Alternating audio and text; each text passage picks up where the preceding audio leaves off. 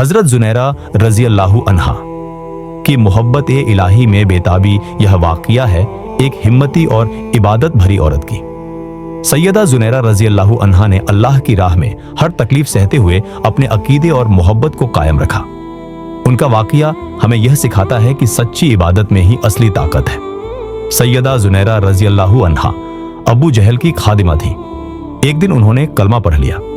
यह बात अबू जहल को भी पता चल गई।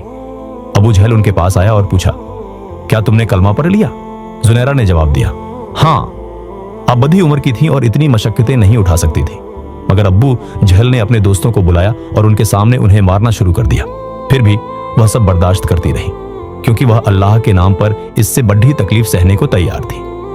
जब अब्बू जहल ने देखा कि इतना मारने के बावजूद उनकी जुबान से कुछ नहीं निकला, तो उसने उनके सर में कोई चीज मारी।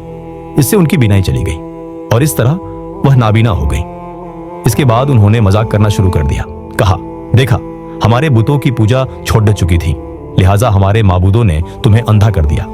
मार बर्दाश्त कर चुकी, मशक्कतें सह चुकी, यह सब सजाए सहना आसान नहीं था। मगर जब उन्होंने यह कहा, जुनैरा रजी अल्लाहु अन्हा इसे बर्दाश्त नहीं कर सकी। वह तुरंत तड़प उठी, कमरे में गईं और सजदे में गिरकर अपने महबूब हकीकी से राजो नियाज करने लगी। उन्होंने शिकायत की, ऐ अल्लाह, उन्होंने मुझे सजाएं दी तो मैंने बर्दाश्त किया।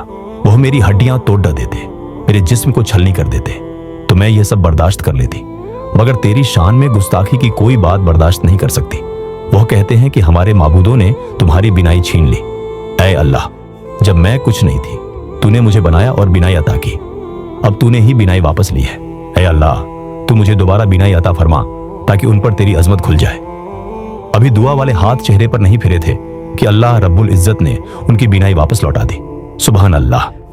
उस वक्त मर्द तो मर्द और औरतों में भी यूं मोहब्बत इलाही का जज्बा भरा हुआ था।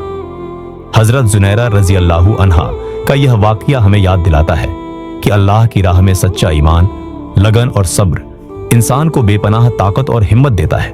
उनकी मोहब्बत इलाही हमें यह सिखाती है कि सच्ची इबादत और ईमान में ही असली जीत है।